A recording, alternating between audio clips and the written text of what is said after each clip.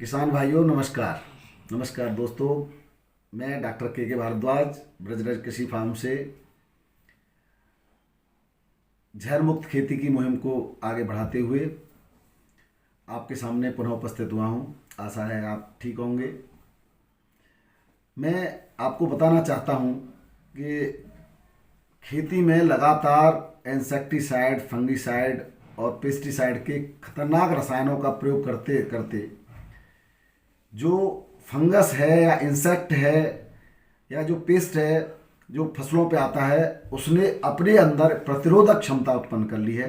और आपने देखा होगा कि आपको लगातार हर हफ्ते या एक हफ्ते बाद या 10 दिन बाद इन रसायनों का प्रयोग करना पड़ता है, तब जा कर के कहीं आप खतरनाक इंसेक्ट से अपनी फसलों को बचा पाते हैं।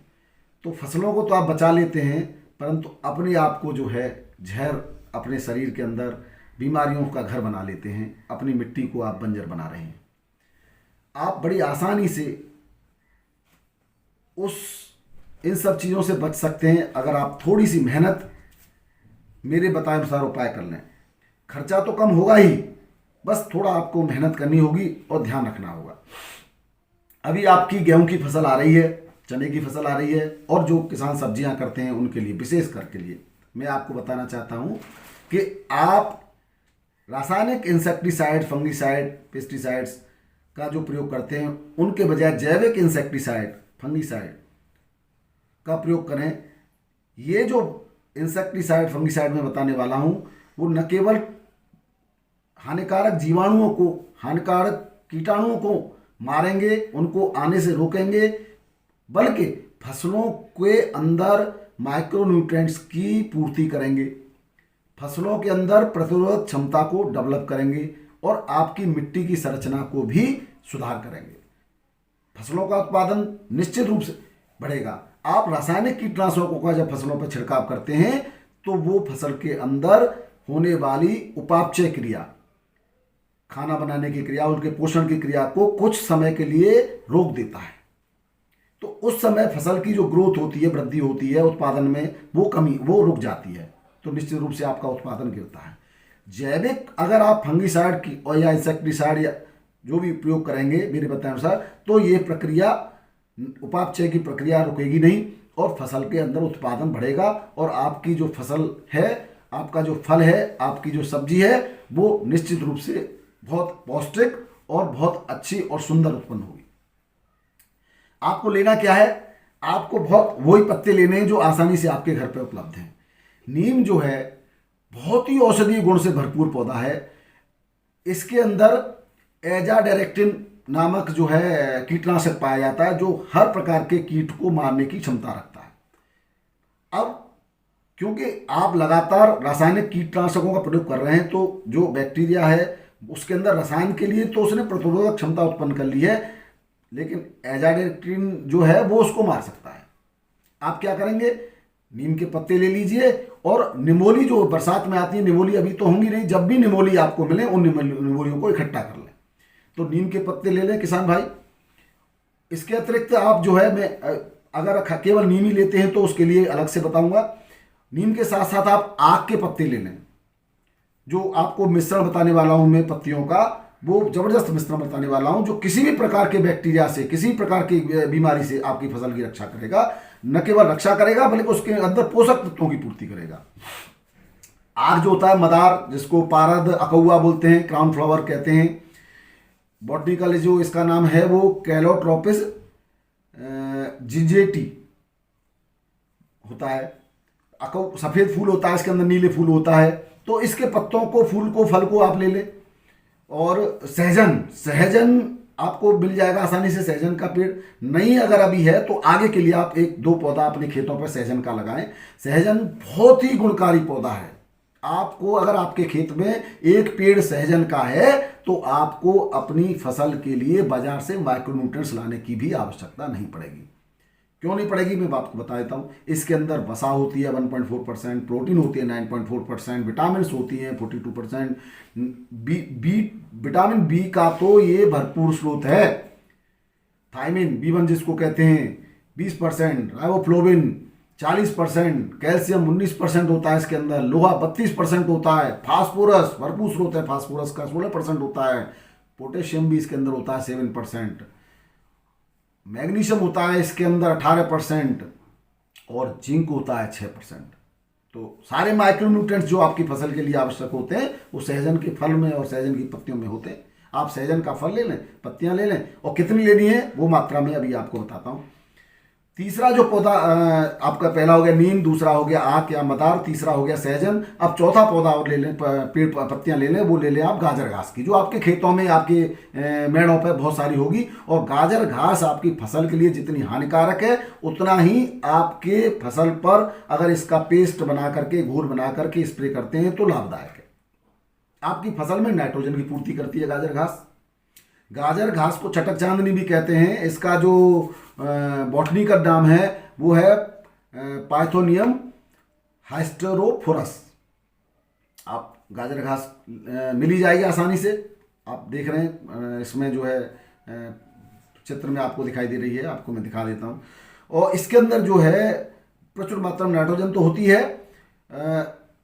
रेस्क्यू पटरपिन नामक इसके अंदर जो है विषाक्त पदार्थ पाया जाता है, जो मिट्टी को तो बंजर बना देता है, लेकिन फसलों पर अगर इसका स्प्रे कर दें तो कीटों से और फंगस से और जो मिट्टी के जो कीड़े होते हैं उनसे आपको जो फसल को बचाएगा।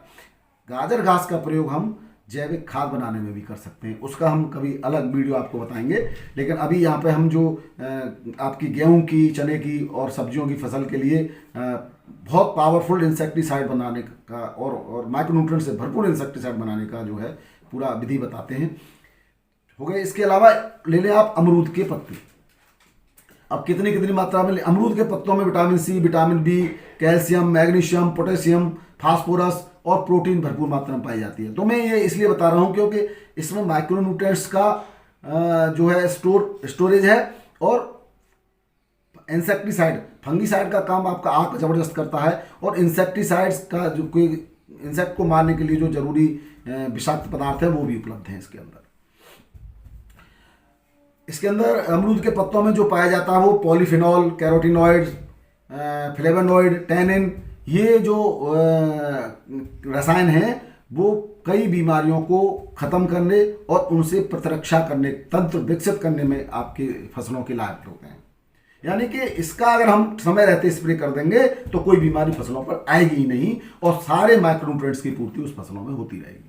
अब विधि और मात्रा बताता हूं मैं आपको। यहां दो कंडीशन है। अगर आपके पास वेस्ट डिकम्पोजर है तो आप एक 200 लीटर का ड्राम लें, जैसे मैंने लिया है। मैंने तो इसके अतिरिक्त बहुत सारी और पत्तियां ली थी, उन सभी पत्तियों का आप इस्तेमाल कर सकते हो जिनको बकरियां या जानवर नहीं खाते हैं। बरसात के दिनों में आपको बहुत सारी पत्तियां मिलेंगी, फिर मैं एक वीडियो आपको बनाते हुए दिखा दूंगा। मैं आपको ये देख रहे हैं ड्राम में मैंने भर रखी है, 16 प्रकार की पत्तियां हैं इसमें। लेकिन अगर आपको 16 पत्ती नहीं मिलती हैं तो ये 4 पत्ती, इसके अलावा आप जो है सफ़ेद और पीले फूल वाली कनेर भी ले सकते हैं, लेकिन ये तो आसानी से मिल जाएंगी। नीम हो गया आपका, फिर से बता दे रहा हूँ मैं, आक हो गया, सहजन हो गया, गाजर घास हो गई, अमरूद के पत्ते हो गए, और इसके अतिरिक्त आपको मिल जाते हैं तो प्लस है। लेकिन आप ये जरूर ले लें इन पत्तियों को। इनको आप जो है अब हम बात करते हैं कितनी लेनी है। तो आप 5-5 किलो इन सब पत्तियों को ले लें, और अगर इतनी ज़्यादा न मिले तो कम भी होगी तो भी चलेगा। फसल के लिए बता रहा हूँ, किचन गार्डन के लिए या पौधों के लिए तो 200-200 ग्राम काफ़ी है, पर्याप्त हैं। किसान भाइयों के लिए, फसलों के लिए 5-5 किलो ले ले। और इनको अगर आपको जल्दी अभी स्प्रे करना है तो मिक्सी से या किसी की सहायता से पेस्ट बना लें, पीस लें। और अगर आपको इसको आगे की फसल के लिए इस्तेमाल करना है तो इसके आप छोटे छोटे कूट करके टुकड़े कर लें। दोनों विधि बता रहा हूं मैं अभी आपको। वेस्ट डिकम्पोजर है तो वेस्ट डिकम्पोजर को आधा, लगभग 40-50 लीटर उस ड्राम में भर लें, और उसके अंदर इन सब पत्तियों को डाल दें, और कॉपर के, तांबे के जो कोई भी पात्र हो, बर्तन हो, वो उसके अंदर डाल दें। समय है आपके पास तो 20-22 दिन के बाद जब भी जरूरत हो उसमें से वेस्ट डिकम्पोजर निकालें और उसका 20% स्प्रे कर दें फसलों पे। 20% मतलब 100 लीटर पानी और 20 लीटर आपका ये इसका, और जितना कम हो जाए उतना डाल दें उसके अंदर, और वेस्ट डिकम्पोजर अब दूसरी कंडीशन पे आते हैं, अगर आपके पास वेस्ट डिकम्पोजर नहीं है तो अब आप क्या करेंगे।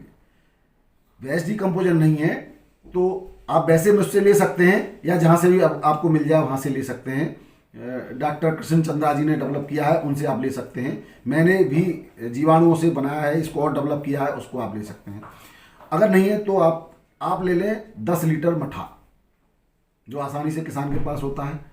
और 10 लीटर मठे को अगर आप कर सकते हैं तो पहले किसी तांबे के पात्र में थोड़ा सा मठा उसमें से रख लें और उसमें 5-6 दिन 7 दिन 8 दिन उसको रखा रहने में, उसको इसमें अंदर मिला लें। 10 लीटर मठे को ड्राम में लेके और इन पत्तियों को उसके अंदर टुकड़े करके डाल दें। और ले लें 8-10 लीटर गौमूत्र, देसी गाय का गौमूत्र आपके लिए अमृत है, किसान के लिए अमृत है, फसलों के लिए अमृत है, वो उसमें डाल दें।